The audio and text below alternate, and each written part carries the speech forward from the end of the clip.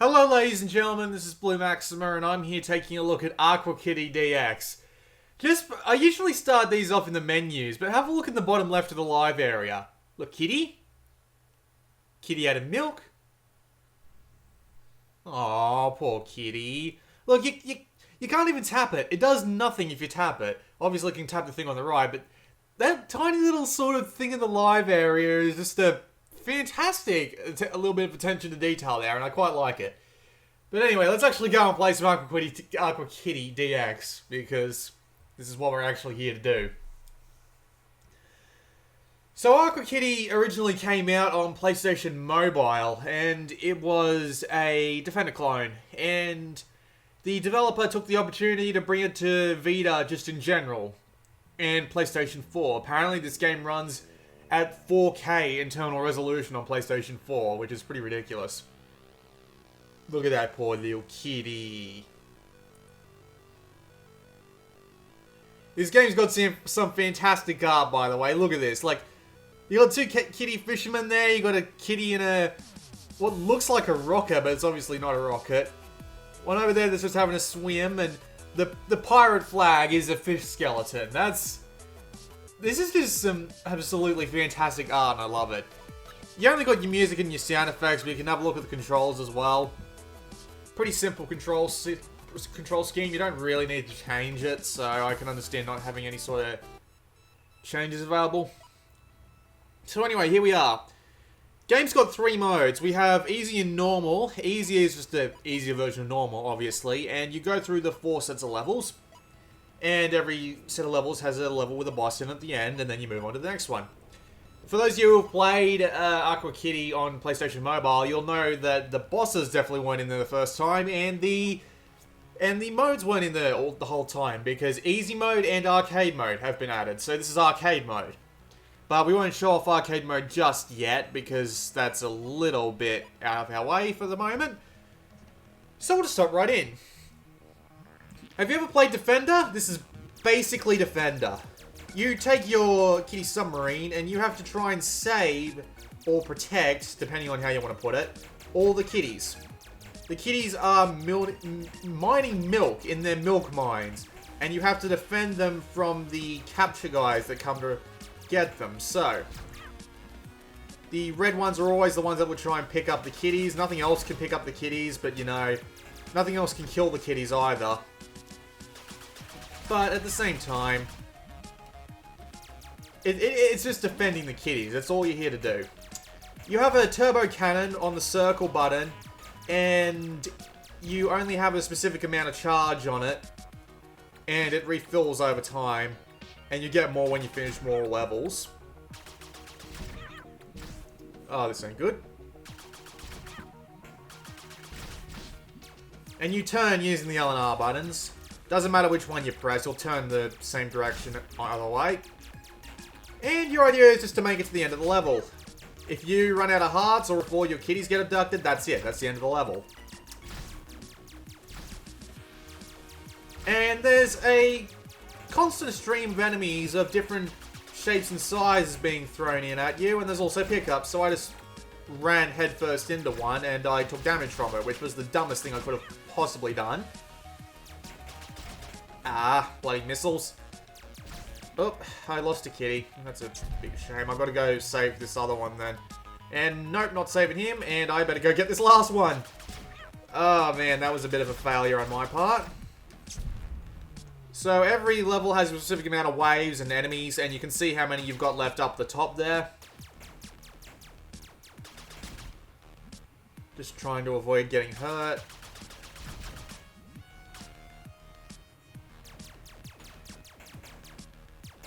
Almost got him. Jeez, these things take damage. There we go. Now avoid that so I don't die. Oh, one more. Now we're done.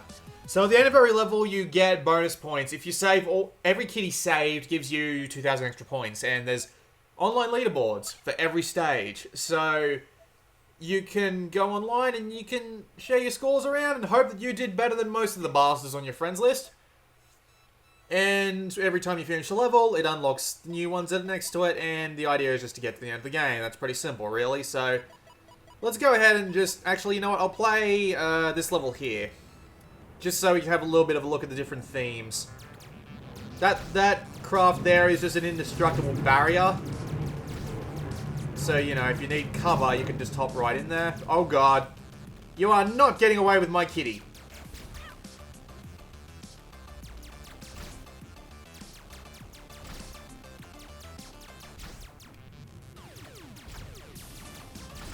The music is pretty damn fantastic, too.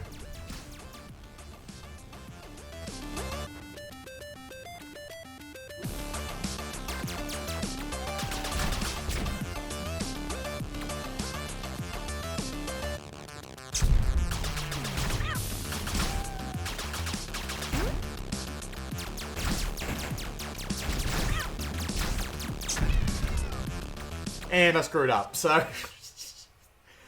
Yeah, I wasn't really paying attention there. I just kind of had a bit of a brain fart. But as you can see there, that's some of the most adorable kitty art. That's actually the developer's avatar on Twitter, which is pretty nice.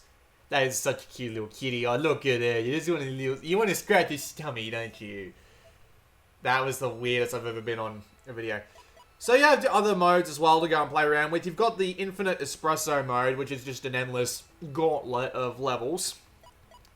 And as I said before, you have the easy mode, which is obviously the easy mode. Not much else I can tell you about that, really. And you also have the arcade mode. Now, the arcade mode is interesting. This also wasn't in Aqua Kitty, so... Yeah, this screen tells you pretty much everything you need to know, but if you just, you know, want to hear me talk about it, because, you know, why the fuck would you be watching this video if you didn't?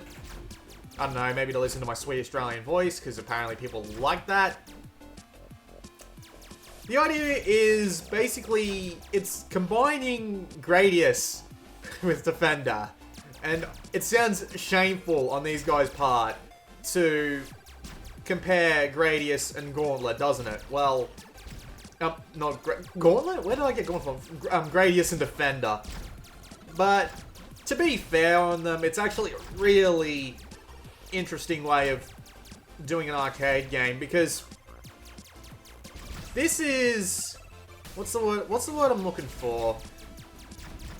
This game is very interesting with the way it handles the scoring system, because the faster you kill enemies, the higher your chain goes. And the higher your chain goes, is the higher is the higher points you'll get. So the faster you kill enemies, the faster you will get points. God damn it. And obviously the more points you earn,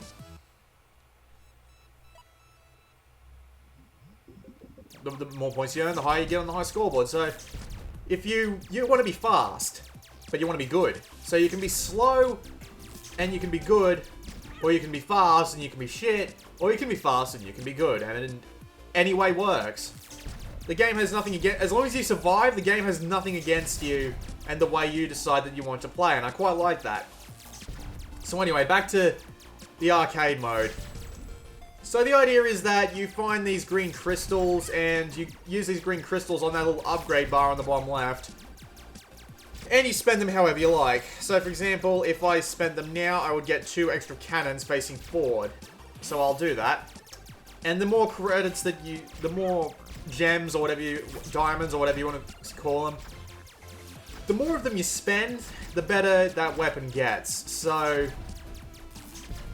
You can spend it all on one set and just have a massive 3-way thing, or you can buy lots of health, or you can buy upgrades to... Oh dear, he's gone. Oh, that's a shame. Alright, let's go on another stage. So there is a challenge to picking what will suit you best in the fights to come. However, there is also a catch to arcade mode. Unlike the easy and normal modes, you die once in arcade, you go right back to the start.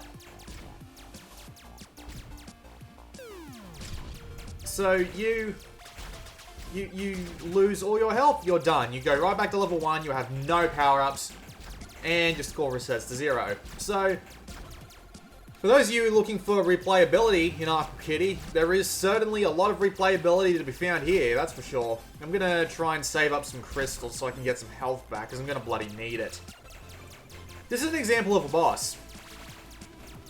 And that's an example of me dying. I'm kidding. Good lord. That was an example of a boss for about 5 seconds there that comes out of nowhere and decides to start shooting your shit up. We're gonna play against this. We're gonna play the second level boss. The bosses don't come up until the end of the stage. And the bosses themselves, or at least the two that I've played, are... Well, the second boss makes me want to throw my Vita out a window. I don't know why everybody had no problem with that. Hell, I even talked to the developer on Twitter, because he sent me a tweet after I was talking about him, after I was talking about the big crab boss being a massive pain in my ass, and he said, "You can do it!" And I'm like, stop taunting me, I'm not that crap. But apparently I was the only one that had a problem with the crab, so who knows. That kitten is long gone. I'm gonna have to try and focus on these two. You can even see a couple of different types of enemies coming in here. God damn it, I walked right into that one too. Feel dumb for that. But there's a bunch of different power-ups, and there's a bunch of different enemy types, and 4 bosses, and, you know, trying to survive the entire set of levels without dying once just seems like an insane idea to me. I wonder how long those pickups will stay there for. I want to see if I can... Oh. Okay, well I guess we're down to 1 kitty mine then.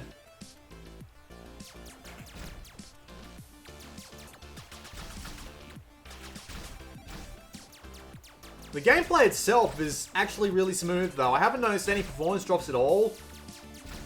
The analog stick feels a tiny bit weird. I'm not 100% sure if this is just me being stupid, but it feels just a little bit off. In the sense that you tend to skid around a little bit. Maybe that's just the game being a... Well, not so much a bad thing, but more like... What's the word I'm looking for? Maybe it's just me being a little bit oversensitive on the control stick, but it feels a little bit skiddy, and I just died. Unfortunately, you have to go right back to the start of the level, so we'll play this one once more. I was yelling at this boss earlier because he's such a pain in my ass.